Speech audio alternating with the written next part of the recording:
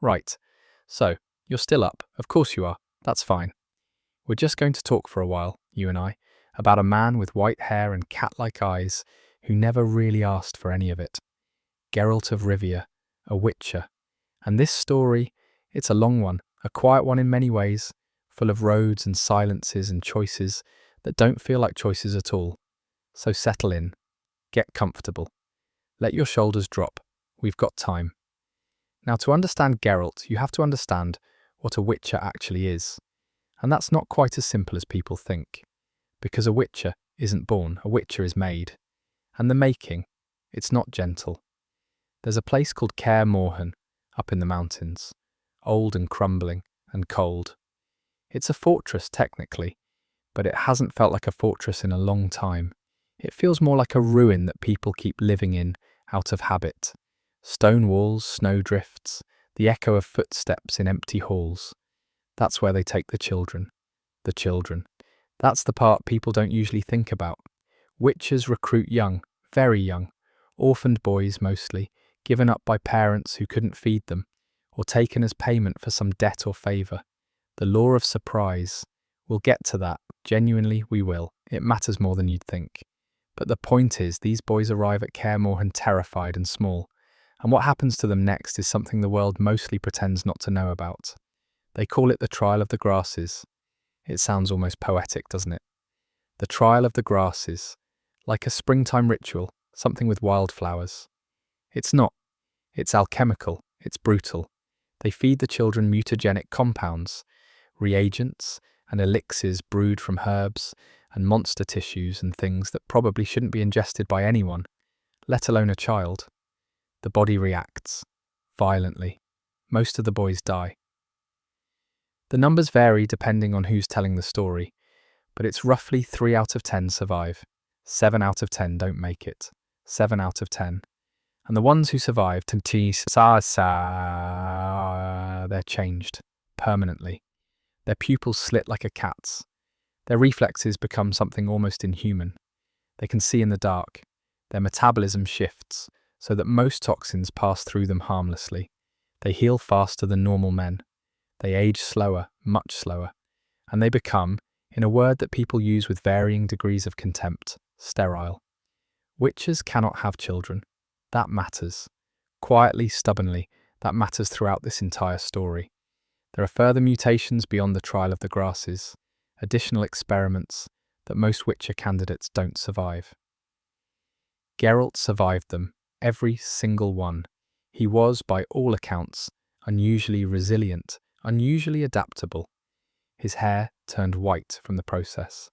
Not from age, not from some mystical destiny, just from the chemical trauma of what was done to his body as a boy.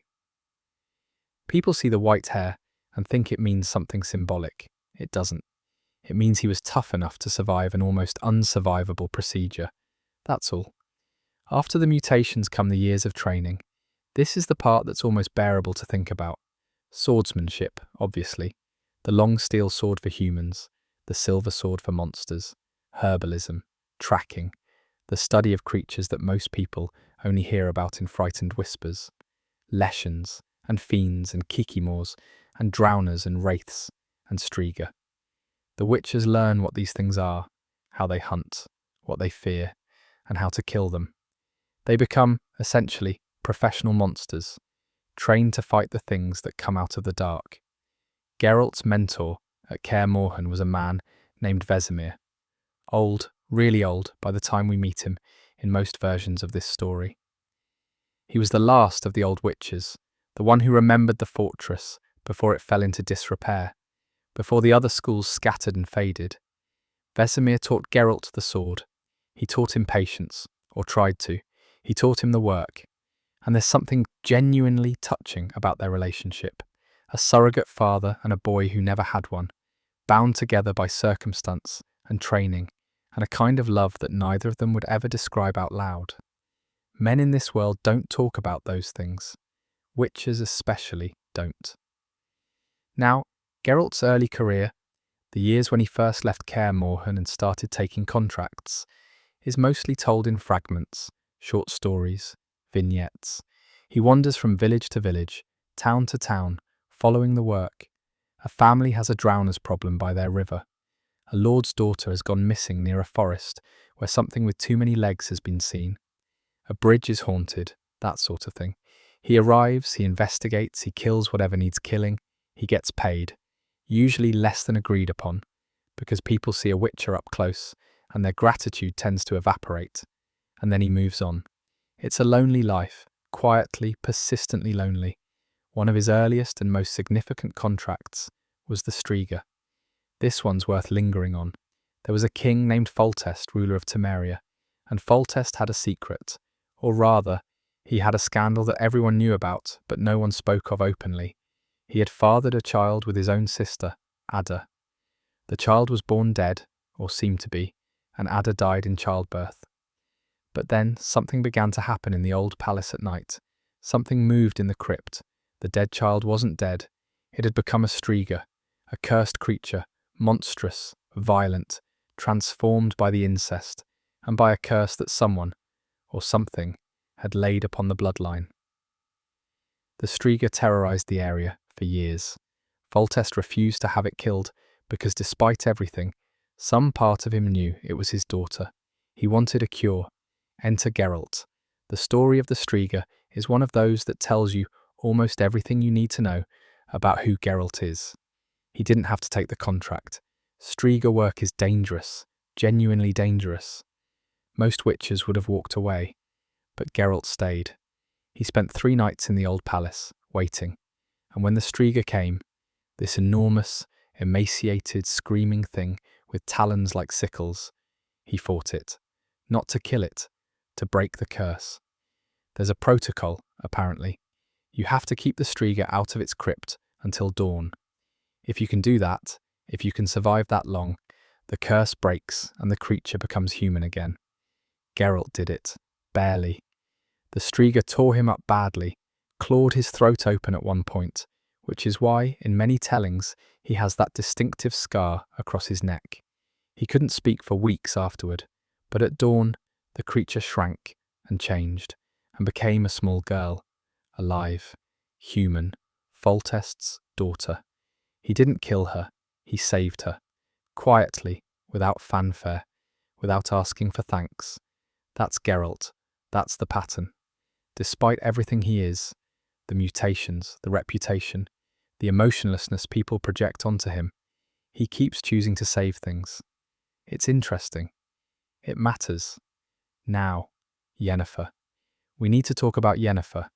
Yennefer of Vengerberg, sorceress, powerful, ambitious, sharp-tongued, and, this is the important part, the first person in Geralt's life who genuinely saw him as something other than a monster or a tool. Their relationship is complicated, genuinely, persistently complicated. They meet through a genie, essentially, bound in a bottle, and there's a question for a long time about whether their feelings for each other are real or magically induced. Geralt, in one of his more reckless moments, used a wish from the djinn to bind himself to Yennefer. The exact nature of the wish varies depending on the telling, but the effect is the same. They are connected, drawn to each other, unable to stay apart despite the fact that they are, by most measurable standards, terrible for each other. They fight, a lot. They separate, repeatedly. They hurt each other in ways that are genuinely hard to hear about in detail. Betrayals, manipulations, long silences that stretch into years. But they keep coming back. That's the thing. They keep finding each other. And underneath all the damage and the pride and the stubbornness, there's something real there. Something that neither of them fully understands. Quietly, against their better judgment, they love each other. That matters. Yennefer herself is a fascinating figure. She was born deformed, a hunchback, and was sold by her father to a sorceress's academy. She was transformed by magic, given beauty, given power, but at a cost. She's sterile, like Geralt. Like all sorceresses and all witches, their bodies have been altered by forces that took something fundamental away. They cannot have children, and this shared loss, this quiet, aching absence, is part of what binds them. They understand each other's emptiness in a way that no one else can.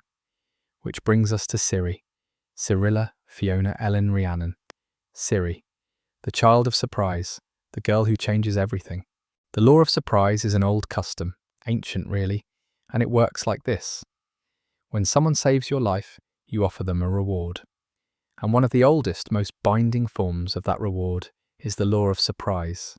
Whatever surprise awaits you at home that you do not yet know about, it could be a new crop, it could be a found coin, or it could be a child, a wife who has just discovered she is pregnant, a baby already born that the father hasn't yet seen. The law of surprise cuts both ways, and it is genuinely binding. It's not metaphorical, it's not symbolic, it's a pact, deeply woven into the fabric of this world's culture, and it cannot be undone. Geralt invoked the law of surprise twice. The first time was with a man named Duny, who was cursed. He had the head of a hedgehog, if you can picture that, and Geralt helped break the curse. Duny offered a reward, and Geralt almost dismissively asked for the law of surprise. It was a casual thing, a throwaway gesture. He didn't expect it to mean anything. But Duny's wife, Pavetta, was pregnant, and that unborn child was Ciri.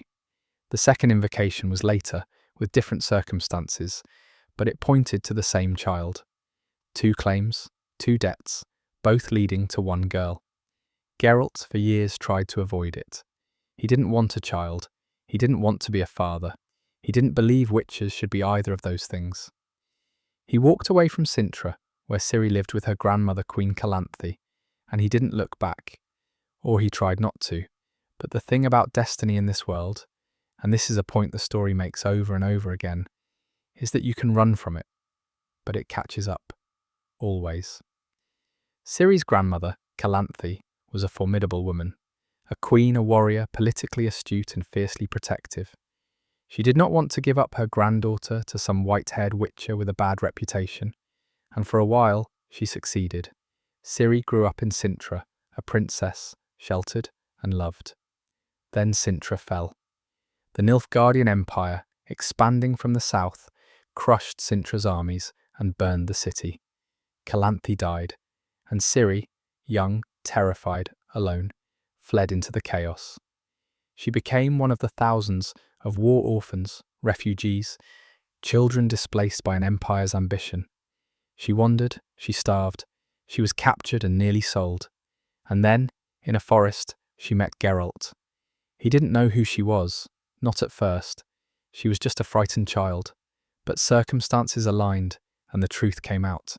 And Geralt found himself unable to walk away. He took her to Kaer Morhen, and there, in that cold, crumbling fortress, something happened that neither of them expected.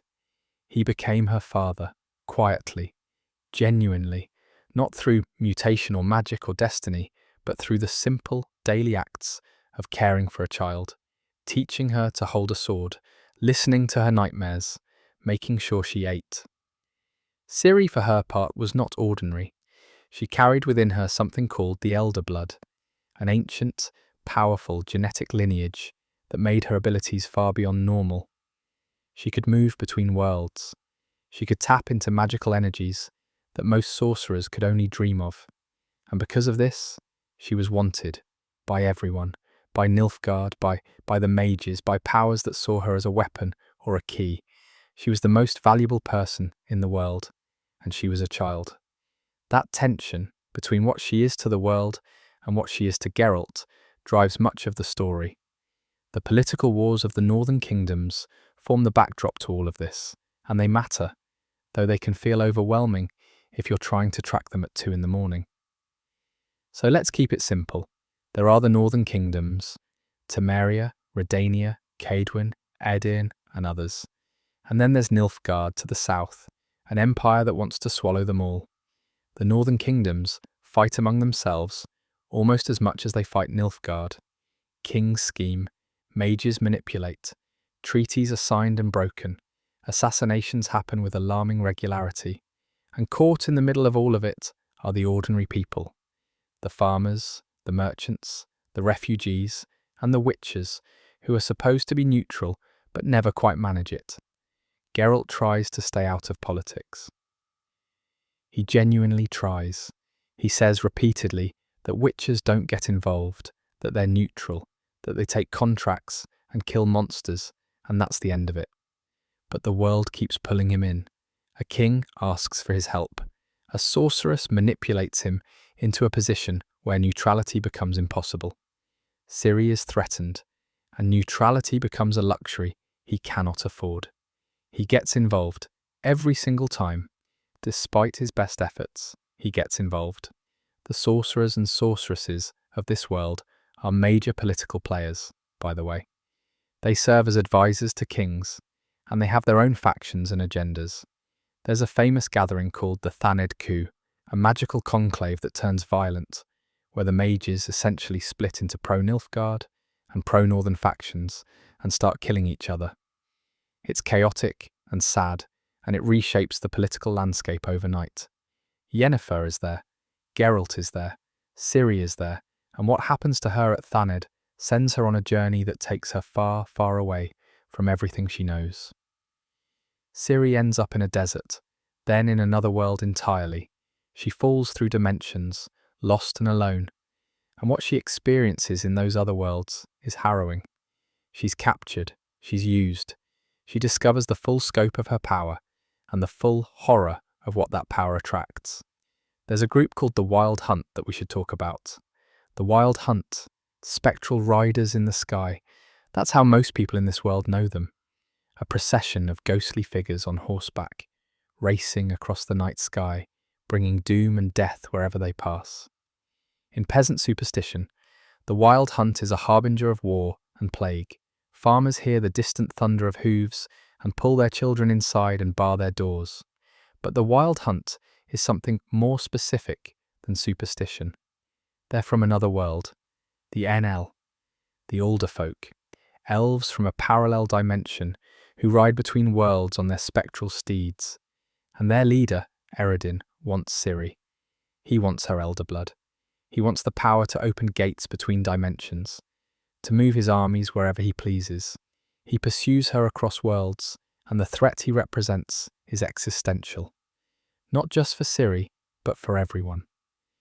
Geralt encounters the hunt multiple times.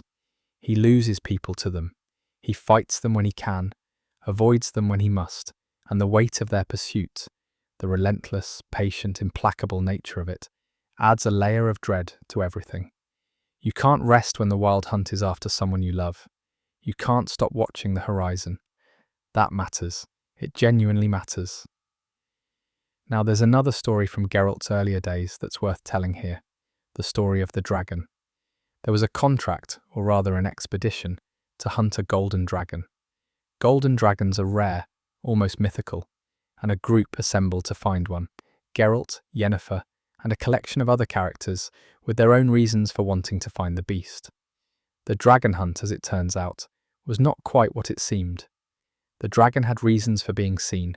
There were politics involved, and deception, and a mother dragon protecting her eggs. The thing about this story is that Geralt is supposed to be a monster hunter. Killing dragons is part of the job description, but when the moment comes, he doesn't kill the dragon. He protects it. He stands between the hunters and the nesting mother, and he makes a choice, again. He chooses mercy over contract. He chooses compassion over profit. And Yennefer is watching, and what she sees matters. Quietly, it shifts something between them. She sees, perhaps for the first time clearly, that beneath the mutations and the cold exterior, there's a man who keeps trying to do the right thing, even when no one's asking him to. The dragon eventually departs, taking its young to safety. The expedition fails, no one gets paid, and Geralt and Yennefer stand in the aftermath of it all. And there's a moment, just a moment, of understanding, of genuine connection. It doesn't fix everything between them.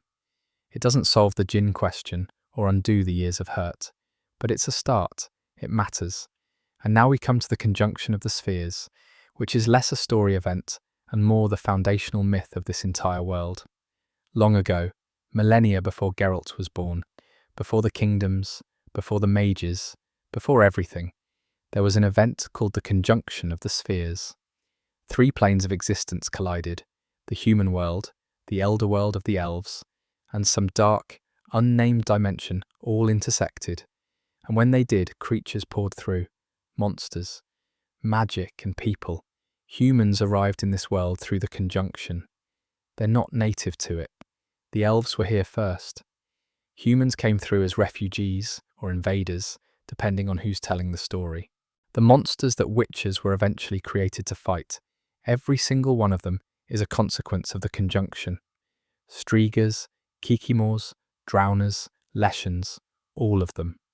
They're remnants of that cosmic collision, creatures displaced from their own worlds, surviving in ours. And the witches themselves, mutated, altered, made into something between human and monster, are a response to that. They're the world's adaptation to the chaos the conjunction left behind. It's a fascinating concept, genuinely fascinating. The monster hunters are themselves a kind of monster, created by the same event that created the things they hunt. There's a symmetry there that's almost poetic, even if no one in this world would call it that.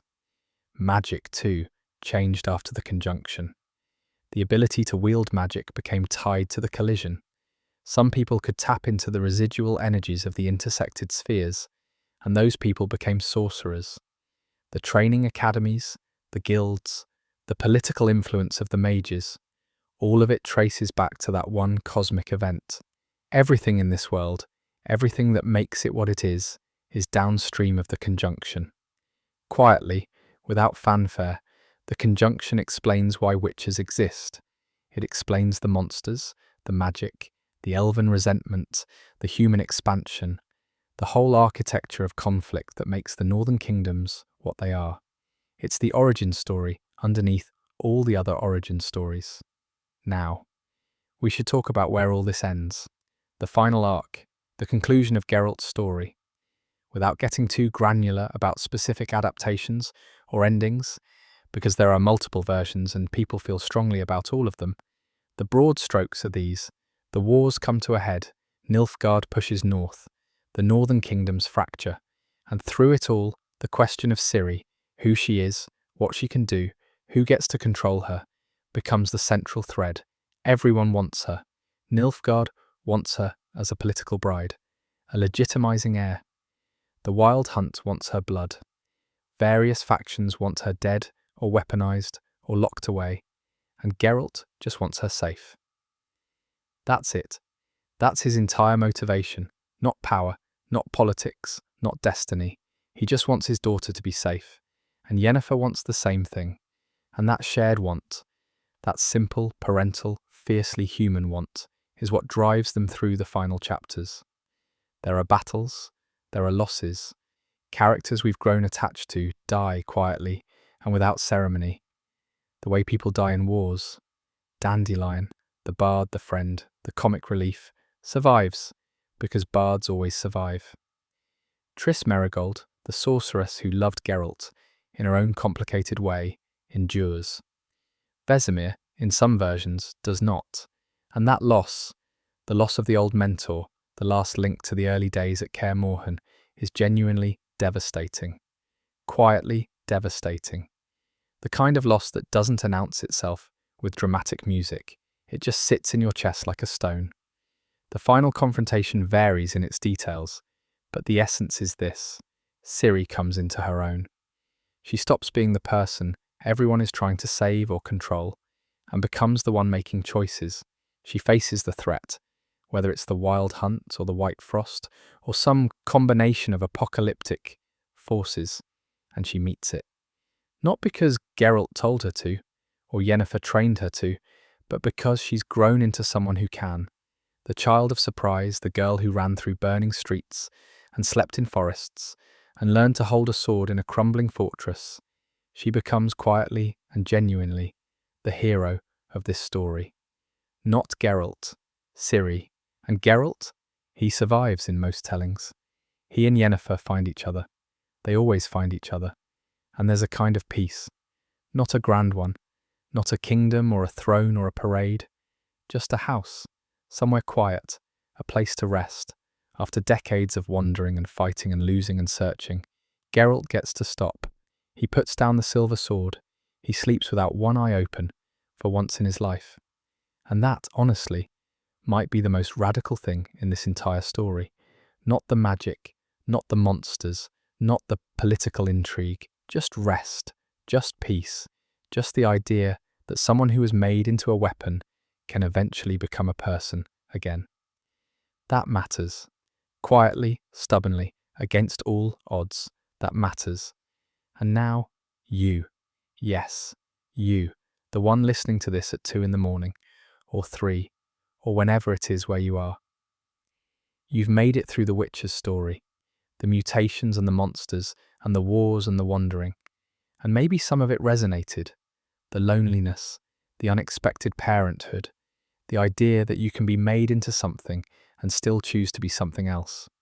Or maybe you just needed a voice to follow while the world got quiet. Either way. That's fine. Your breathing has probably slowed by now, if you've been listening for a while. Your eyelids might be getting heavy. That's good, that's the point. Let them close if they want to. There's nothing left to do right now. No monsters to hunt, no contracts to fill, just this voice. This gentle, fading voice, telling you that it's all right to rest. Geralt's resting now, somewhere in his quiet house with the woman he loves and the daughter he chose. And you can rest too. You've earned it. Just by being here, just by listening, just by existing in this moment, you've earned it. So close your eyes, let your mind drift. The story will be here tomorrow, if you want it again. For now, just breathe, in and out, slow and easy. Good night.